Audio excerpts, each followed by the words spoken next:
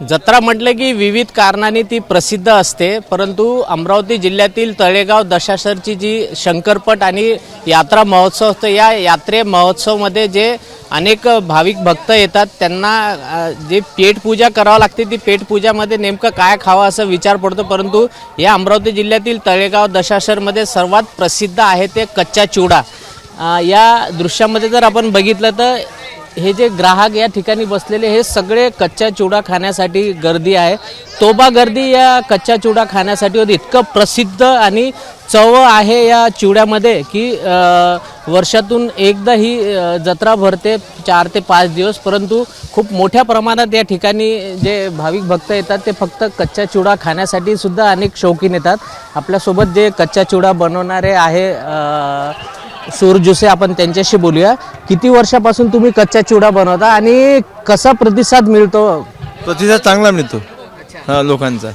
कसं बनवतात, काय काय असते याच्यात तिखट, जिरा पावडर, धने पावडर, गरम मसाला, शेंगदाणे, आपले कलमी पावडर, हळद आणि साखरेचा म्हणजे पावडर असते आणि काळं मीठ असते, साधं मीठ असते आणि ठेचा असते, निंबू, कांदा आणि सांबार आणि शेंगदाणे मिक्स करून आम्ही देतो लोकांना। किती वर्षापासून तुम्ही हा व्यवसाय? हे आता माझ्या वडिलापासून चालू आहे, 50-60 वर्षांनी आहे। 60 वर्ष झाली? आणि फक्त हा एकच व्यवसाय असतो का? नाही, बाजार असतो ना माझ्या नंतर। आणि कुठे कुठे जाता तुम्ही हा कच्च्या चिवड्याचं? हे गावात नाही असते, गावात तळेगाव मध्ये। तळेगाव दशाशर मध्ये 24 तास तुमची दुकान असते म्हणजे दिवसभर, आणि याच्या व्यतिरिक्त जिथे जिथे यात्रा भरते तिथे पण जाता? नाही, तिथे नाही, फक्त हेच करतो मी, फक्त एकच जत्रा करता? एकच करतो। कारण काय बरं? नाही, मी तर शेतीमुळे जाऊ शकत नाही जास्त। अच्छा, म्हणजे शेती व्यतिरिक्त हा तुमचा दुसरा व्यवसाय आहे? हो हो, कसा रिस्पॉन्स मिळतो, काय सांगतात ग्राहक खाल्ल्याच्या नंतर? एकदम चांगलं सांगतात। हो हो, तुम्ही विचारू शकता ना। नक्की हे सूरजुसे आहे ज्यांचं हे कच्च्या चिवड्याचा व्यवसाय आहे। 50 ते 60 वर्ष झाले त्यांना हा व्यवसाय करून। या ठिकाणी जर आपण बघितलं की खूप ग्राहक यांच्या दुकानामध्ये आहे। आपण अनेक काही ग्राहकांशी बोलण्याचा प्रयत्न करू आणि नेमकं त्यांना विचारूया की तुम्ही कसं चविष्ट हा चिवडा खाता आणि त्यांचा काय अनुभव आहे। आपण त्यांच्याशी, आपल्यासोबत काही महिला आहे, आपण त्यांना विचारूया। तुम्ही कच्चा चिवडा खाताय, खूप फेमस आहे म्हणे इथला?